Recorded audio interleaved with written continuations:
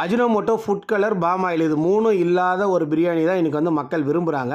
அந்த பிரியாணியை கற்றுக்கிட்டு போய் நம்ம பிஸ்னஸ் பண்ணி பெரிய அளவில் வரணுன்ற ஆர்வத்தில் நிறைய பேர் எங்கிட்ட வந்து பிரியாணி கற்றுக்கிட்டு போகிறாங்க. அதை பிரதீப்பும் ஒருத்தருங்க. பிரதீப் பார்த்திங்கன்னா லாஸ்ட் பேட்ச்சில் நம்மக்கிட்ட பிரியாணி கற்றுக்கிட்டு போயிருந்தார் போன மாதம்.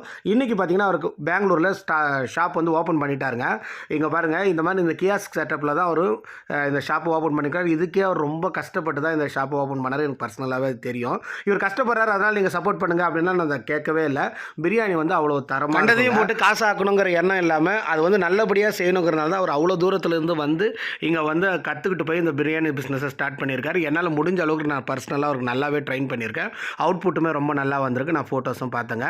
ஸோ நீங்களும் கண்டிப்பாக சப்போர்ட் பண்ணணும். பெங்களூரில் பார்க்குறவங்க, கர்நாடகாவிலேருந்து பார்க்குற எல்லாருமே இந்த வீடியோவை கொஞ்சம் ஷேர் பண்ணுங்கள். உங்கள் பெங்களூர் ஃப்ரெண்ட்ஸுக்கும் ஷேர் பண்ணி விடுங்க.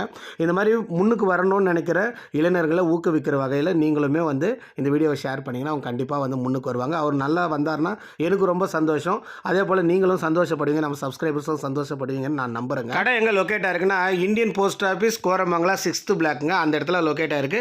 கண்டிப்பாக ஒரு முறை விசிட் பண்ணி ட்ரை பண்ணி பாருங்கள். தேங்க்யூங்க.